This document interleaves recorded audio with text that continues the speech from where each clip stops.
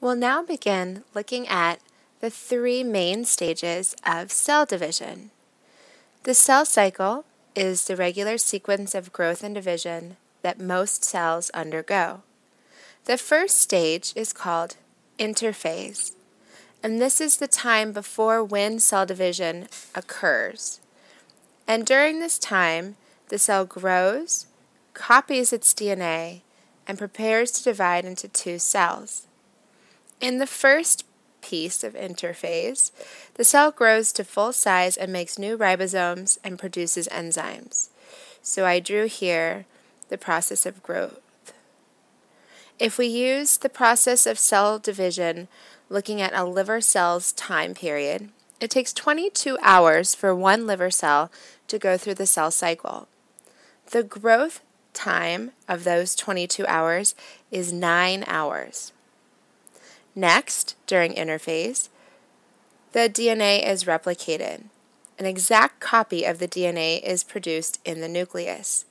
So here I drew one DNA splitting into two. Of the 22 hours that it takes for a liver cell to go through the cell cycle, 10 of those hours are dedicated to DNA replication. Finally, in stage 1, interphase, the cell prepares for division. It produces structures it will use to divide into two brand new cells.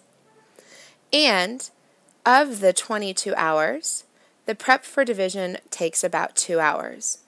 Looking at the total time, the final two stages, including mitosis and cytokinesis, only take 1 hour. So interphase is a really important part of the cell division cycle. Stage 2 is called mitosis, and this is the stage in which the cell's nucleus divides into two new nuclei, and one copy of the DNA is distributed into each of the two daughter cells. Mitosis has several stages within it. The first is called prophase. During prophase, the thread-like chromatin condenses and forms double rod structures called chromosomes. It has two rods because DNA has been replicated, and each rod in the chromosome is an exact copy of each other. Each individual rod is called a chromatid. So if we look here, we can see that the rods are called chromatids, and collectively they're called chromosomes. They exist inside of the nucleus. During metaphase, the chromosomes line up across the center of the cell. They attach to a spindle fiber at its centromere. And you can see that occurring right here. The chromosomes are lining up at the center. These are the spindle fibers attaching to each of the chromosomes at its centromere, or the center part that's connecting them. And you can see here that this is an image of a real cell, and you can see the chromosomes lined up in the center. The next stage of mitosis is called anaphase. During anaphase, the centromeres split and the chromatids separate. Each chromatid becomes a new chromosome, and it moves to the opposite ends of the cell. During this time, the cells stretch out as the opposite ends begin to push apart. You can see here that the individual chromatids are being pulled to the opposite ends of the cell, and you can see the stretching that's occurring. It almost has a peanut shape to it because you can see that it's being stretched here in the center. And this is a copy or an image of a real cell going through the process of anaphase. Telophase is the final stage of mitosis. During telophase, the chromosomes stretch out and lose their rod-like appearance, going back to the look of chromatin. The new nuclear envelope forms around the region of chromosomes, and the DNA is separated from the cytoplasm by a membrane.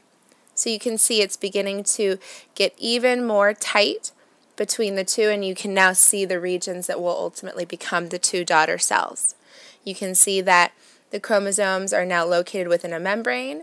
They're not just floating around in the cell, and they will eventually become chromatin and unravel. The final stage of the cell cycle is stage 3, known as cytokinesis.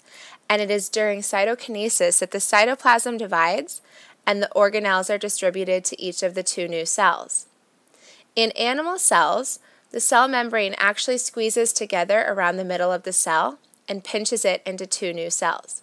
You can see the image and you can see the real cell. You can see that the pinching is happening right here in the center.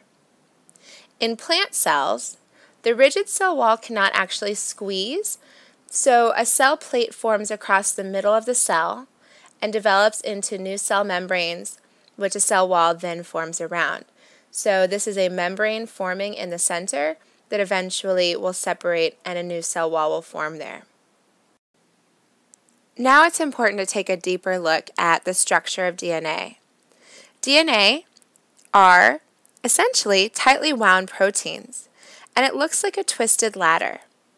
The two sides are made up of molecules called deoxyribose that alternate with a molecule known as phosphates. So you can see here along the side that the side pieces are made of deoxyribose, which is a type of sugar, and then these little purple pieces here are phosphates. Each rung is made of a pair of molecules called nitrogen bases, and there are 4 nitrogen bases that make up all of DNA. Thymine, which is represented with a T, guanine, which is represented with a G, cytosine, represented with a C, and adenine, which is represented with an A. And I want you to notice that A and T are only partnered with each other, and C and G are only partnered with each other. This remains always true in DNA. A always pairs with T, and G always pairs with C. During the replication process, we talked about DNA being copied. For it to copy, it basically unwinds and separates like a zipper unzipping. So you can see here we've got one DNA strand, and what occurs is it actually separates down the center, and nitrogen bases that are floating in the nucleus actually pair up with the bases on each half of the DNA molecule.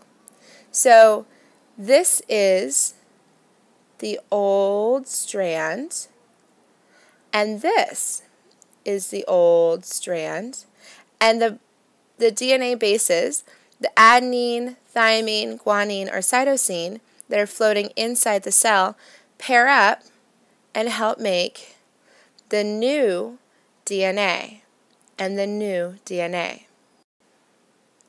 This is also an important place to note that at a certain point in human development, or all development, we begin with cells that are not differentiated. But as we mature and grow, our cells are given specific differentiated functions. For example, red blood cells, white blood cells, or platelets. During cell differentiation, however, there are things called stem cells, and those are cells that can differentiate throughout the lifetime. So they can be assigned to become whatever the body needs. And there's a lot of interesting research and a lot of debate about the use that we should be able to do with stem cells. And we will read an interesting article about that in the near future.